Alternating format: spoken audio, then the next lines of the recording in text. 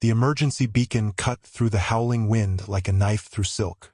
Dr. Sarah Chan pressed her gloved hand against the frozen communication panel, her breath forming ice crystals that immediately scattered in the brutal Arctic gale. Station Echo 7 had been silent for 3 days, and now this, a distress signal unlike anything in the official codebooks. Command, this is Chun. I'm reading an unknown transmission pattern from Echo 7. Requesting immediate backup. Static answered her. The storm had been building for 6 hours, turning the research outpost into an island of metal and desperation surrounded by an ocean of white death. Sarah pulled her thermal hood tighter and checked her equipment one final time. The portable heater, medical supplies, emergency rations, everything a rescue mission required. But something felt different about this call. The beacon's rhythm wasn't random. It pulsed with an almost musical quality, like a heartbeat set to an alien song. The snowmobile's engine roared to life, fighting against the sub-zero temperatures. Sarah had made this journey to Echo 7 dozens of times, but never in conditions like these. The ice storm had transformed the familiar landscape into something from another planet.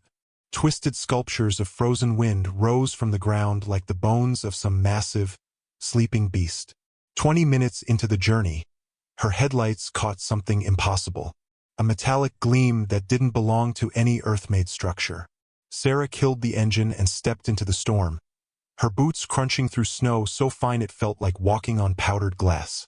The object was partially buried, its surface smooth and dark like polished obsidian. But it wasn't rock.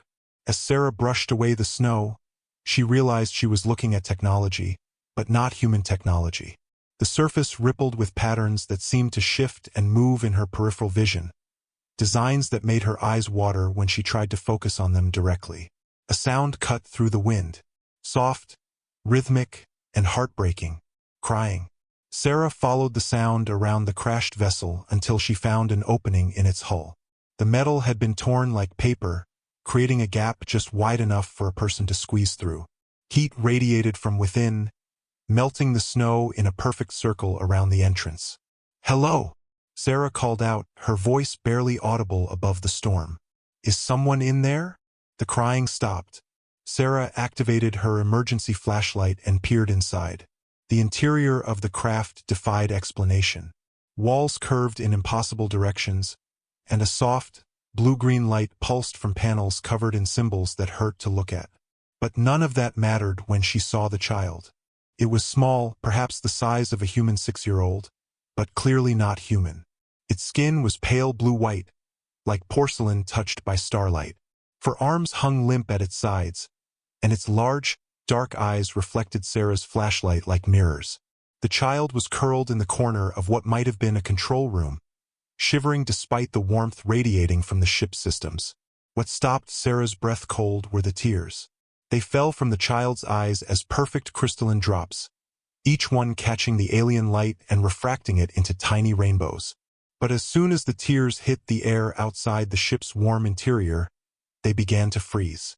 Ice formed around each droplet, creating delicate, beautiful sculptures of sorrow that tinkled like wind chimes as they fell to the ground. The child looked up at Sarah with eyes that held intelligence, fear, and something else, hope. It made a sound, soft and musical, like wind through crystal caves. Sarah didn't understand the words, but she understood the meaning. The child was dying. Sarah's training kicked in. First aid, triage, stabilization. But how do you treat an alien? How do you help something whose biology you can't even begin to understand? The child's breathing was shallow, and its skin had taken on an alarming translucent quality. More tears fell, freezing into perfect ice sculptures before they could reach the ground. "It's okay," Sarah whispered, pulling off her outer gloves and reaching toward the child. "I'm here to help." The moment her skin touched the alien child's hand, the world exploded into sensation. Images flooded Sarah's mind.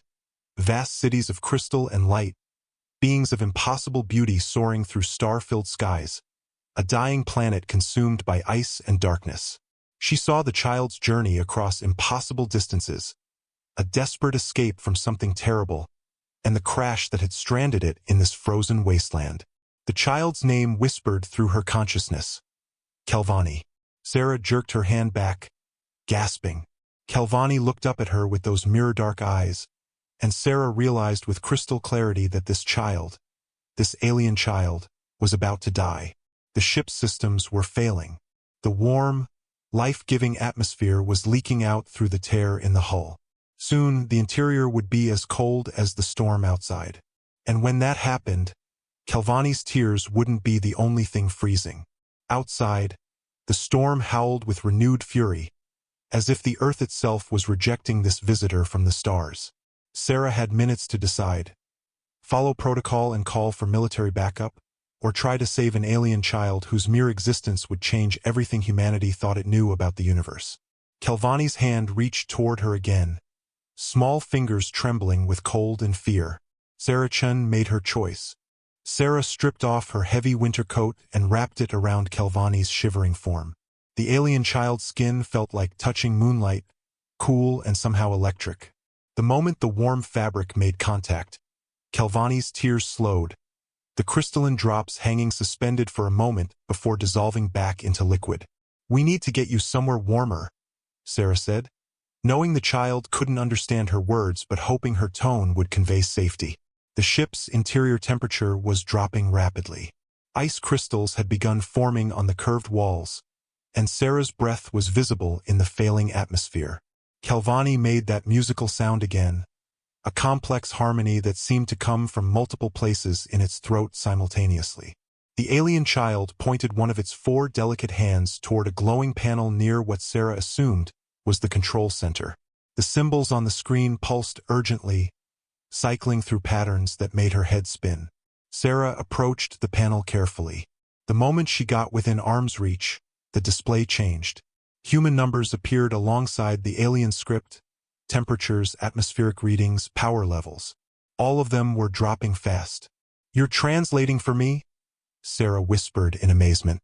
"How are you doing this?" Kelvani struggled to stand, using all 4 arms to push itself upright. The child was even smaller than Sarah had initially thought, barely reaching her waist. But there was something ancient in those mirror-dark eyes, a depth of understanding that reminded Sarah this wasn't just any child. This was an alien intelligence that had traveled across the cosmos. The ship shuddered as another wave of wind slammed into its exposed hull. More ice crystals formed on the walls, and Sarah realized they had minutes, not hours, before the interior became uninhabitable. She needed to get Kelvani to her snowmobile and back to her research station, but the alien child looked too weak to make the journey. That's when she noticed something extraordinary. Where Kelvani's frozen tears had fallen, the metal floor wasn't corroding or cracking. Instead, the crystalline formations seemed to be reinforcing the ship's structure, creating intricate support networks that prevented further damage. The tears weren't just beautiful, they were functional, a biological response that strengthened whatever they touched.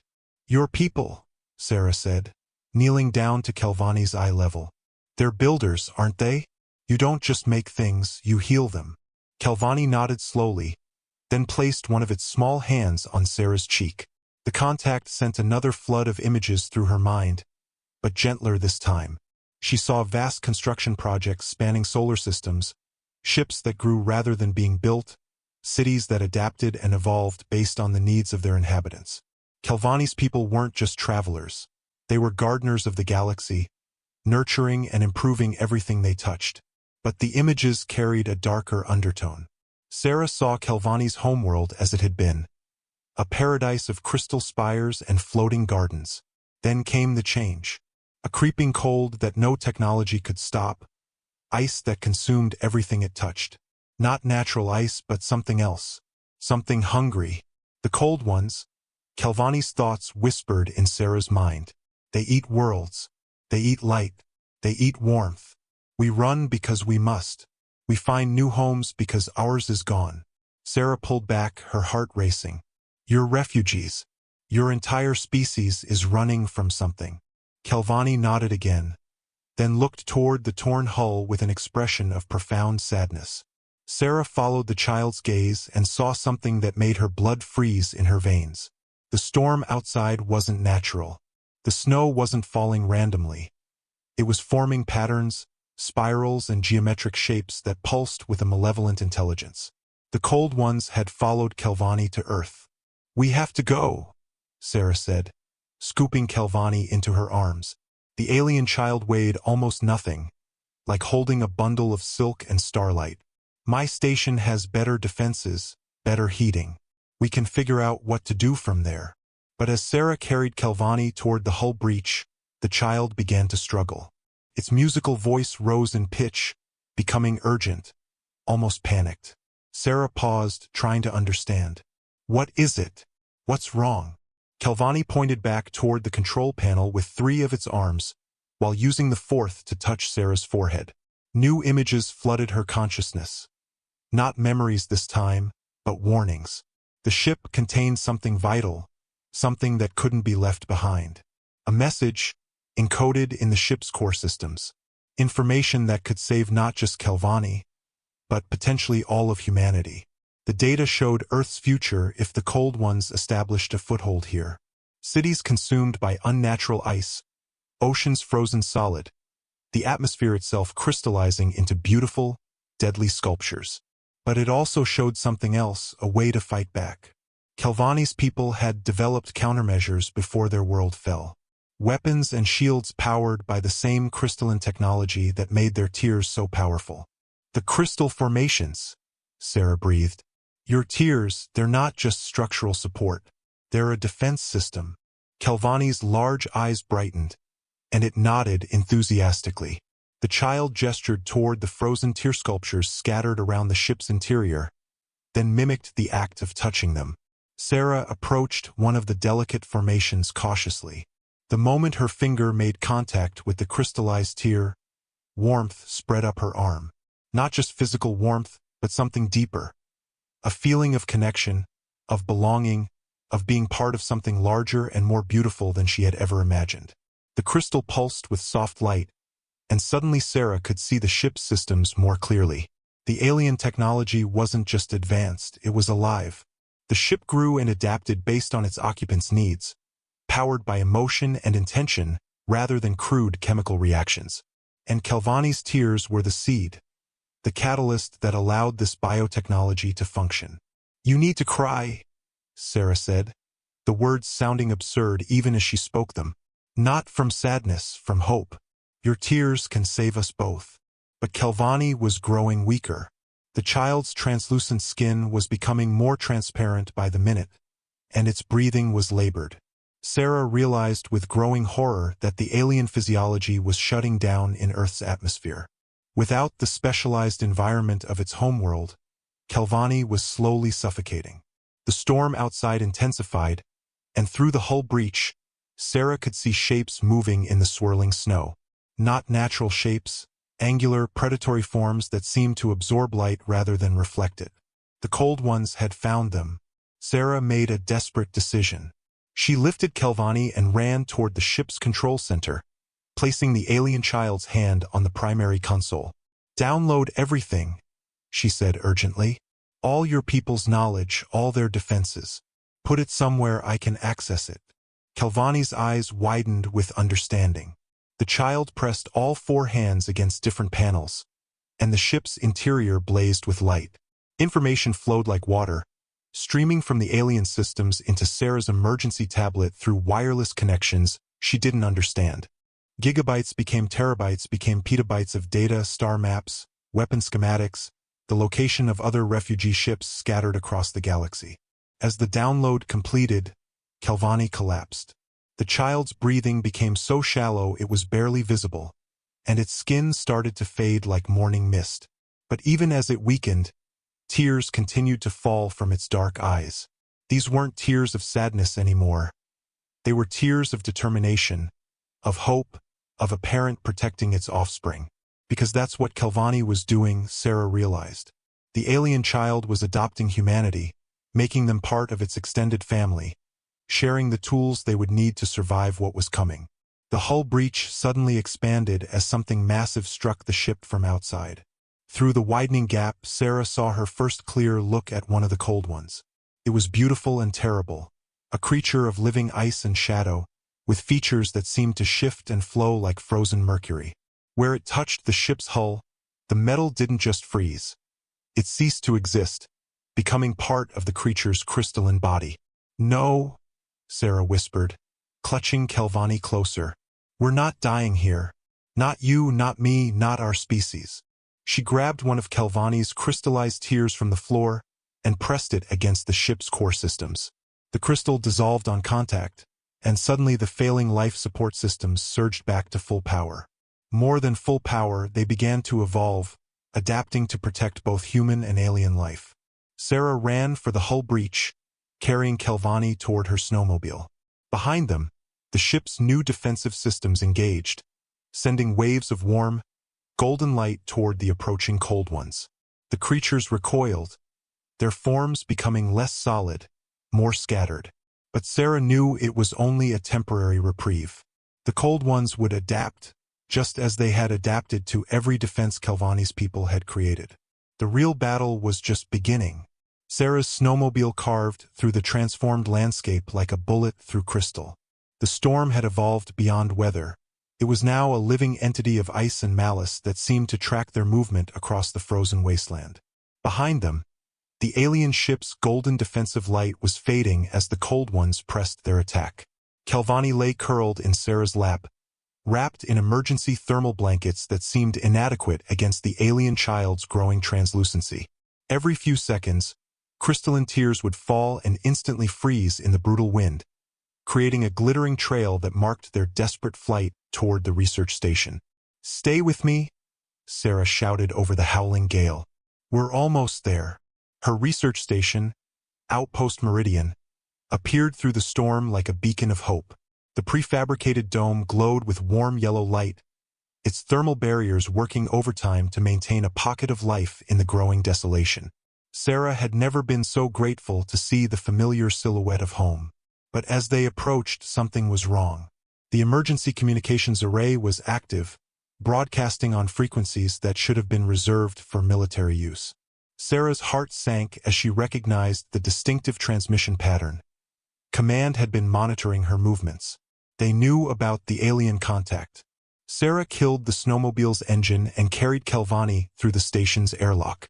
The moment they entered the pressurized environment, the alien child's breathing became easier. The warm, humid air seemed to revitalize Kelvani's failing systems, and its skin regained some of its ethereal luminescence.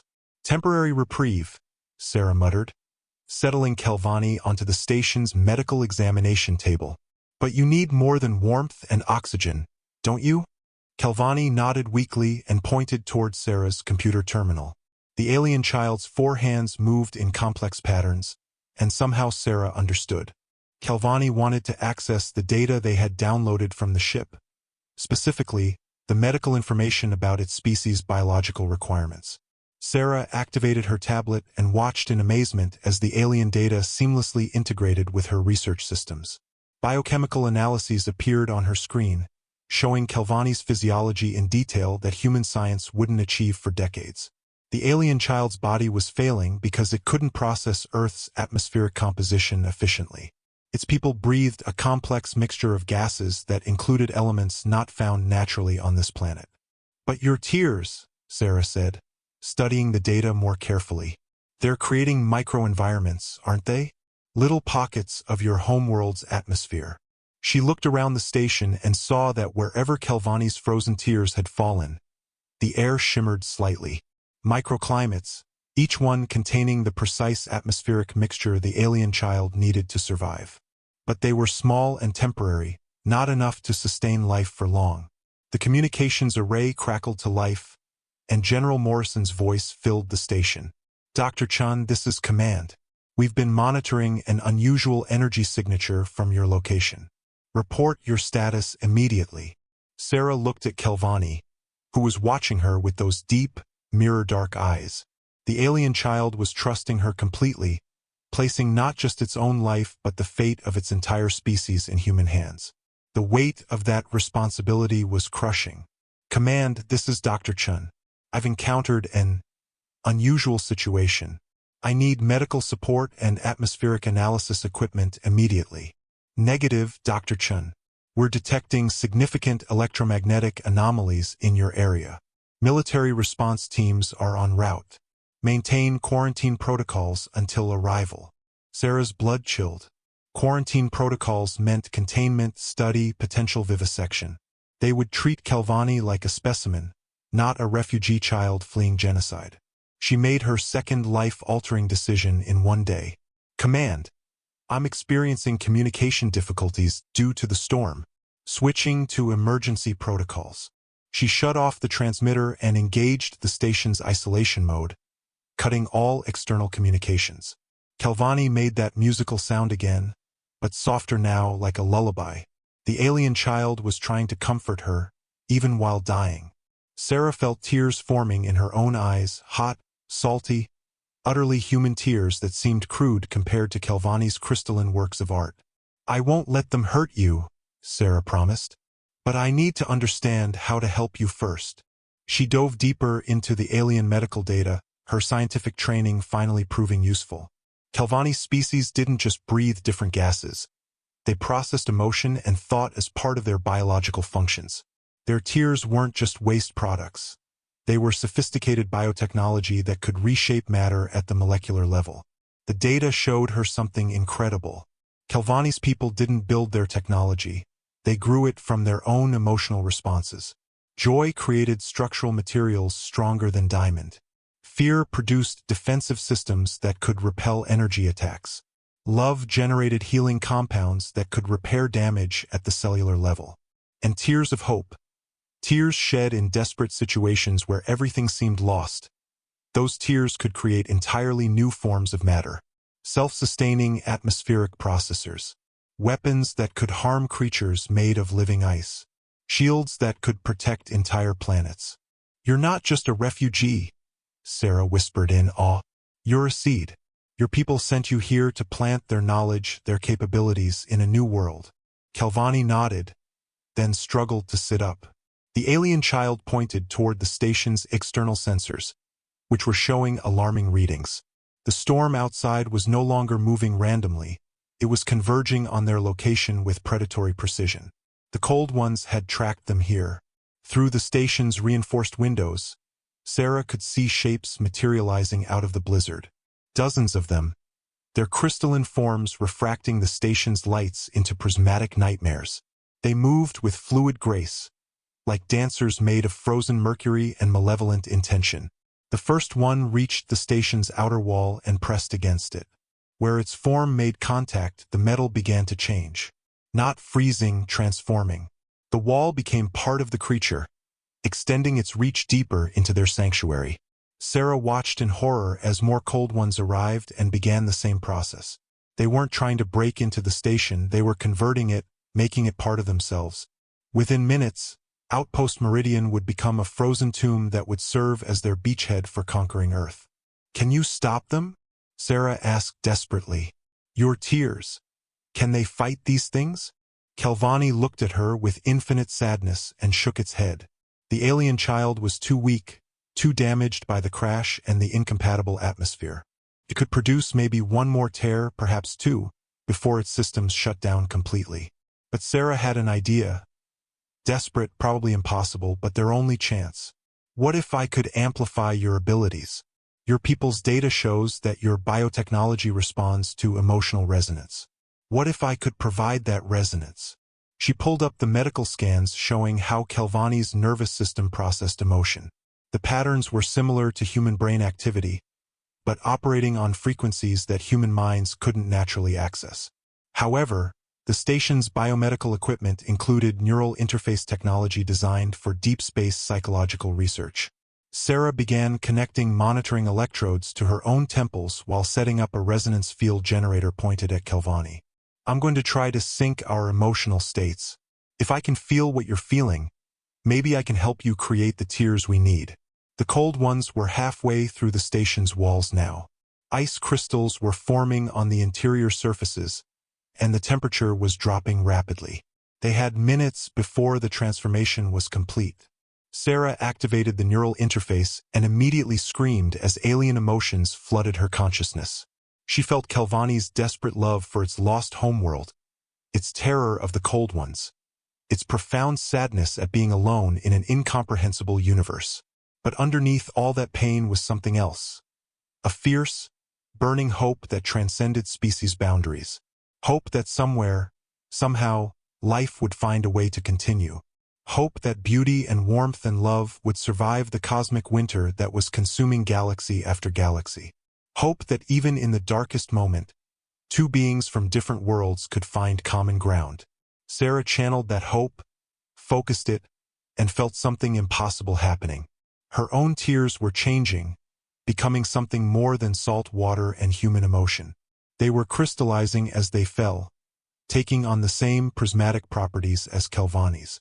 Together, human and alien, they wept tears of hope into the growing darkness. And those tears began to reshape the world around them. The crystallized tears struck the station's floor and exploded into networks of golden light that raced along every surface. Sarah's tears, infused with Kelvani's biotechnology and powered by their combined emotional resonance, didn't just strengthen the station's structure. They transformed it into something entirely new. The walls became translucent, revealing flowing patterns of energy that pulsed like a heartbeat. The ceiling dissolved into a dome of living crystal that reflected not light, but hope itself. Most importantly, the atmosphere inside began to change, becoming something that could sustain both human and alien life. The cold ones recoiled as their transformation process reversed. Where they had been converting the station's metal into ice, the golden crystal networks were converting their ice back into something alive and warm. For the first time since arriving on Earth, the creatures showed what might have been confusion or fear. "It's working," Sarah gasped, her head spinning from the neural interface connection. Through the link, she could feel Kelvani's amazement and growing strength. The alien child was no longer fading. The new atmosphere was sustaining its delicate biology, while the crystalline networks provided the emotional resonance its people needed to thrive. Kelvani stood on shaking legs and approached one of the transformed walls. The alien child placed all four hands against the crystal surface, and Sarah watched in wonder as information began flowing through the structure like visible thought. Star charts, technical specifications, and most importantly, the locations of other refugee ships scattered across local space. "There are others," Sarah breathed, reading the data as it scrolled past in languages she somehow understood. Dozens of ships, all fleeing the cold ones. Some are already heading toward Earth. But the celebration was short-lived. The cold ones outside had regrouped and were changing tactics. Instead of trying to convert the station directly, they were creating a containment field, a dome of absolute cold that would isolate the transformed outpost and prevent any signals from escaping. Through the crystal walls, Sarah could see more of the creatures arriving by the hundreds.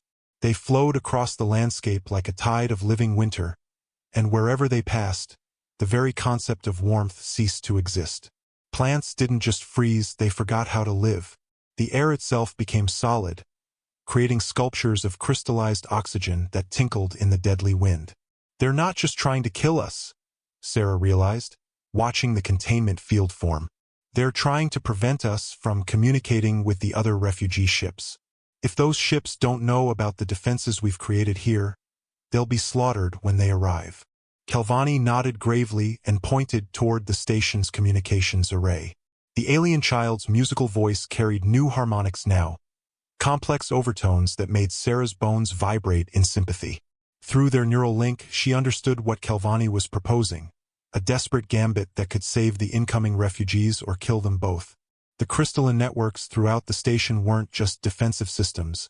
They were also the most sophisticated communications array ever created.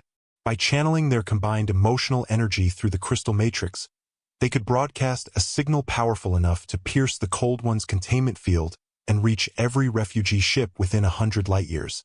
But the process would require Sarah to open her mind completely to the alien network, allowing her consciousness to merge temporarily with technology beyond human comprehension. There was no guarantee she would survive the experience with her sanity intact. "The other ships need to know," Sarah said, making her third impossible decision of the day. "They need to understand what we've learned here." She sat down at the station's central console, which had transformed into something that looked more grown than built. Organic curves replaced sharp angles, and the control surfaces responded to thought as much as touch. Kelvani took position beside her, the alien child's 4 hands finding purchase on interfaces that seemed to form specifically for its unique physiology. The neural link deepened, and Sarah felt her consciousness expanding beyond the boundaries of her individual mind. She was still herself, but she was also Kelvani, and through Kelvani, she touched the vast network of crystal formations that now extended far beyond the station. The tears they had shed together had been seeding the landscape around Outpost Meridian, creating nodes of biotechnological growth that stretched for kilometers in every direction. Each crystallized droplet had become a small fortress of hope, pushing back against the Cold One's influence and creating pockets of warmth in the growing desolation. Sarah felt her awareness expand further, following the crystal networks as they grew and connected, forming a vast web of communication and defense. Through this network, she could sense the approach of the refugee ships, 7 vessels carrying the last survivors of Kelvani's people, all of them damaged and running low on the specialized materials they needed to maintain their biotechnology. "I can reach them," Sarah whispered, her voice echoing strangely through the transformed station. "I can warn them about the Cold Ones and tell them about the defenses we've created." But as she prepared to broadcast, Sarah became aware of something else moving through the crystal network, a presence that was ancient, vast, and utterly alien. Not one of the Cold Ones, something else. Something that had been sleeping beneath the Arctic ice for millions of years, waiting for the right signal to wake up. Through the neural link, Kelvani shared its growing excitement and terror. The data from its homeworld contained fragments of legend, stories passed down through countless generations about the gardeners, being so old and powerful that they had shaped the development of life throughout the galaxy. And according to those legends, Earth was one of their seeded worlds.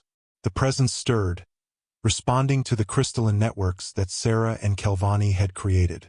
Ancient machinery, buried beneath kilometers of ice, began to activate for the first time since the last ice age. The planet itself was waking up, remembering its true purpose as a sanctuary world designed to protect and nurture life from across the cosmos. Sarah felt the moment when the gardener systems came fully online. The sensation was like touching the mind of a god, vast, benevolent, and utterly committed to preserving life in all its forms. Through the crystal networks, she felt the planet's defensive systems engaging, pushing back against the Cold Ones with technologies that made even Kelvani's biotechnology seem primitive by comparison. The containment field around the station shattered like spun glass. The Cold Ones retreated, their forms becoming less solid as they encountered defenses they had never faced before. But Sarah knew this was only the beginning. The awakening of Earth's true nature would attract attention from across the galaxy, not all of it friendly.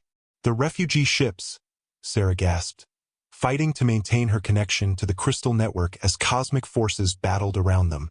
"We need to guide them here before." Her words were cut off as the first ship appeared in Earth's atmosphere, its biotechnological hull glowing like a falling star as it descended through the storm. But something was wrong. The ship was spinning out of control, its organic systems failing as it fell toward the frozen landscape. Sarah reached out through the crystal network, extending filaments of golden light toward the falling vessel. Through the neural link, she felt Kelvani doing the same, the alien child pouring its remaining strength into creating a web of safety that could catch the ship before it crashed. The crystalline networks throughout the Arctic landscape began to glow, forming a pattern visible from space. A landing beacon created from hope and determination, guiding the refugees toward sanctuary. But as the ship descended, Sarah realized with growing horror that the Cold Ones hadn't retreated. They had simply changed tactics once again. They were inside the refugee ship. The refugee ship's hull was magnificent, a living vessel that pulsed with bioluminescent patterns like a jellyfish swimming through the star-filled void. But as it descended through Earth's atmosphere, Sarah could see darker patches spreading across its surface like a disease. The Cold Ones hadn't just attacked the ship. They had infected it, turning its own biotechnology against its passengers. Through the crystal network, Sarah felt the terror of the refugees trapped inside. 43 souls, the last survivors of a world called Theshan Prime, watching helplessly as their sanctuary became their tomb. The ship's organic systems were freezing from within, creating corridors of beautiful, deadly ice that consumed everything they touched. "We have to help them," Sarah said. Her consciousness still partially merged with the vast network she and Kelvani had created.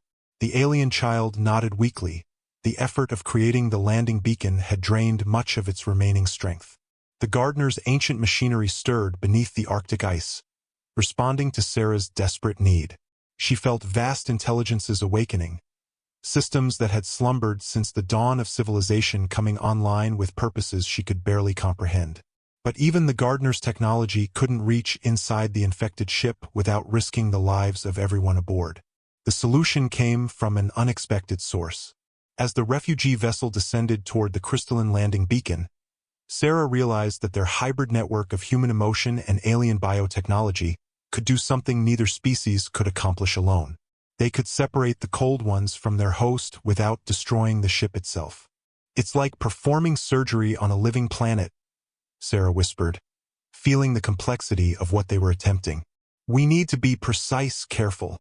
The ship hit the landing beacon with tremendous force, but instead of crashing, it was caught in a web of crystalline fibers that absorbed the impact and cradled the vessel like a newborn. Immediately, golden veins of light began spreading from the beacon into the ship's hull, following the natural pathways of its biotechnological systems. Sarah felt her consciousness expand again, this time reaching inside the refugee ship itself. The interior was a maze of organic corridors and chambers, all of them slowly crystallizing as the cold one's infection spread.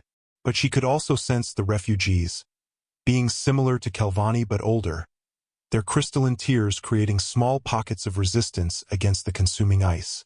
Among them was someone special, an adult of Kelvani's species, ancient beyond measure, whose tears had formed into complex technological structures that were holding the infection at bay. Through the neural link, Sarah felt Kelvani's emotional response, a mixture of joy, relief, and profound love. "Your parent," Sarah breathed, understanding flooding through her. "This is why you came to Earth. You weren't just seeking refuge, you were leading them to safety." The ancient being's consciousness touched Sarah's through the crystal network, and she gasped at the depth of wisdom and sorrow she encountered. This was Kelvani's nest parent, a being called Vaelthera who had guided their people's exodus for generations, always staying one step ahead of the Cold One's relentless pursuit. Through Vaelthera's memories, Sarah saw the true scope of the galactic catastrophe. The Cold Ones weren't just conquerors, they were entropy itself given form, a cosmic force that sought to reduce all complexity to simple, frozen order. They had already consumed hundreds of worlds, turning thriving civilizations into museums of perfect, lifeless ice. But they had never encountered anything like the hybrid network Sarah and Kelvani had created. Human emotional intensity combined with alien biotechnology, amplified by the gardener's ancient systems, produced something entirely new, a form of active hope that could not only resist entropy but reverse it. "Show me how to separate them," Sarah said, addressing both Vaelthera and the awakening gardener systems. "Show me how to save your people." The answer came as a flood of technical knowledge that threatened to overwhelm her human consciousness. The Cold Ones existed partially outside normal spacetime, anchoring themselves to reality through contact with living beings. But the crystalline networks could create zones of enhanced reality, pockets of space where hope and complexity were stronger than entropy and despair. Sarah began the delicate process of surgical separation. Through the hybrid network, she extended tendrils of crystallized hope into the infected ship, carefully wrapping them around each Cold One infiltrator. The creatures fought back, their forms becoming more aggressive as they sensed the threat, but they couldn't exist in the zones of enhanced reality that the crystals created.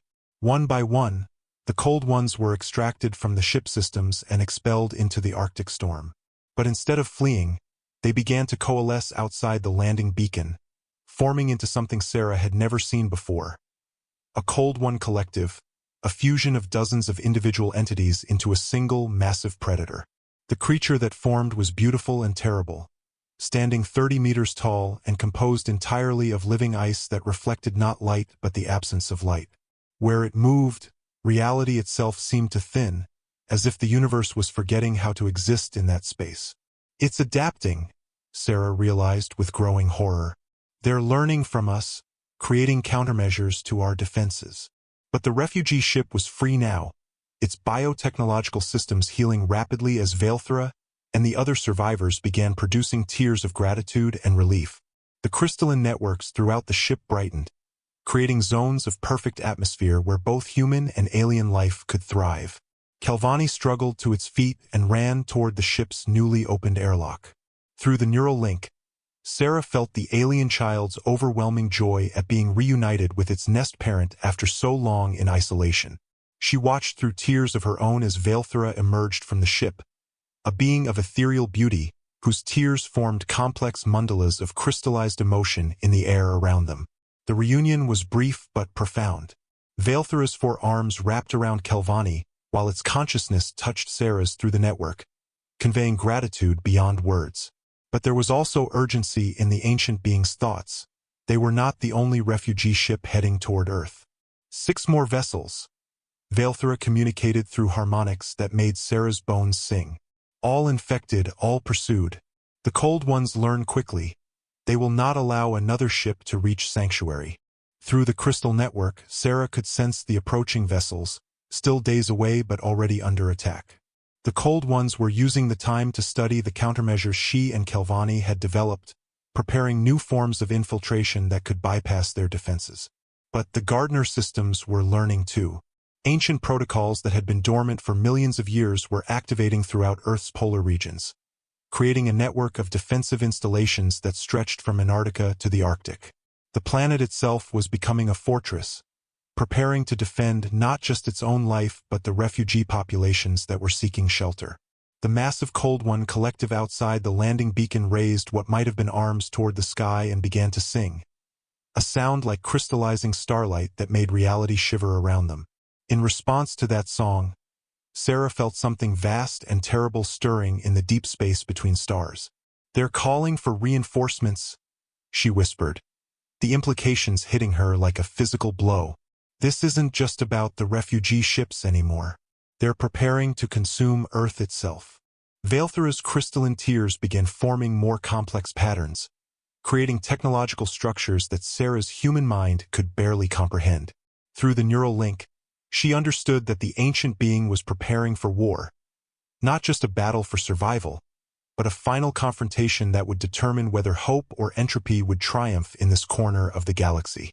As the first of the additional refugee ships appeared as a distant point of light against the star-filled sky, Sarah realized that their desperate gambit had succeeded beyond their wildest dreams, and doomed them to face an enemy more terrible than they had ever imagined. The real battle was about to begin. The sky above the Arctic transformed into a canvas of impossible beauty and terror. 6 refugee ships descended through Earth's atmosphere like falling stars, each one trailing streams of bioluminescent energy that painted aurora patterns across the darkness. But woven between those streams of hope were darker threads, Cold One infiltrators that had learned to mimic the refugees' biotechnology. Sarah stood at the center of the crystalline network that now stretched across hundreds of square kilometers of Arctic landscape. Through her neural link with Kalvani and Vaelthera, she could feel the approaching ships like physical presences, each one carrying precious cargo. The genetic diversity, cultural memories, and technological knowledge of entire civilizations. They're not just refugees anymore, Sarah realized, watching the complex patterns of light and shadow play across the sky. They're carrying the seeds of galactic rebirth. The first ship to reach the expanded landing beacon was barely functional. Its biotechnological hull had been partially converted by Cold One infiltrators, creating a vessel that was half-living sanctuary and half-crystalline tomb. As it touched down, Sarah extended the hybrid network's healing influence, carefully separating the corrupted sections from the surviving crew. 17 beings emerged from that ship, survivors from a world called Meridian Fall, where the oceans had once sung with the voices of living currents. Their tears created structures that reminded Sarah of coral reefs, complex ecosystems of crystallized emotion that could sustain entire biospheres. The second ship arrived carrying architects from the Spiral Nebula, beings whose tears formed into geometric patterns so precise they could reshape space-time itself. The third brought musicians whose crystalline formations resonated with frequencies that could heal damaged DNA. Each ship added new capabilities to the growing network, turning the Arctic landscape into something unprecedented in galactic history. But with each arrival, the Cold Ones adapted. The massive collective outside the beacon grew larger and more sophisticated, incorporating elements from each defeated infiltration attempt. By the time the fourth ship landed, the creature had become something that defied classification, part predator, part natural disaster, part fundamental force of cosmic entropy. Through the Gardner systems, Sarah felt ancient intelligences stirring beneath the Earth's crust. The planet's original designers had built safeguards into its very structure, defensive systems that activated when threatened by extinction-level events. But even they had never faced anything like the Cold Ones. The fifth ship's arrival changed everything.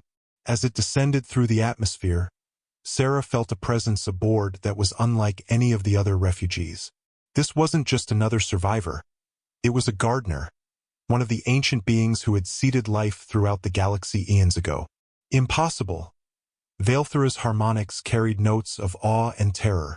The Gardners withdrew from physical existence millennia ago.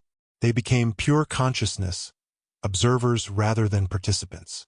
But as the ship landed and its occupant emerged, Sarah understood why this particular Gardner had chosen to maintain physical form. It was dying not from Cold One infection but from something far worse. The entity that stepped onto the crystalline beacon was beautiful beyond description, its form shifting between states of matter like living light contained in gossamer threads. But that light was fading, dimming with each passing moment. Through the neural network, the Gardner's thoughts touched Sarah's consciousness with the weight of cosmic ages. It had been the last guardian of a galaxy-spanning preserve, a collection of worlds where every form of life that had ever existed was catalogued and protected. The Cold Ones had found that preserve and consumed it entirely, erasing not just living beings but the very possibility of their existence. "I carry the final seeds," the Gardner communicated. Its thoughts like music played on instruments made of starlight. Every species, every dream, every hope that was lost. But I cannot plant them alone. The Cold Ones have learned to corrupt even Gardner technology. Sarah felt the truth of what the ancient being was proposing hit her like a physical blow. The crystalline network she and Kelvani had created wasn't just a defense system, it was an incubator. The hybrid of human emotion and alien biotechnology, amplified by Earth's awakening Gardner systems, could nurture the galaxy's lost diversity back into existence. But only if they could survive what was coming. The Cold One collective had grown to enormous proportions, its crystalline form now stretching toward the clouds. But more terrifying than its size was its new level of organization. The creature was no longer just consuming, it was creating, building structures of absolute cold that served as gateways for something vast and terrible to enter this reality. The Null Emperor, the Gardner's dying light pulsed with ancient fear, the entity that commands all Cold Ones. It comes to claim this world personally. The final refugee ship arrived not as a vessel but as a cascade of living light that reformed itself on the beacon. Its passengers were the last survivors of the Gardner civilization, being so advanced they existed as pure thought given temporary form. They had come to witness either the galaxy's final stand or its last hope for rebirth. Sarah felt the weight of cosmic history pressing down on her as she stood at the center of the crystalline network. Around her, representatives of dozens of species were pooling their knowledge and capabilities into the hybrid matrix she had helped create. Their tiers, each one a miracle of biotechnology, were creating something that had never existed before.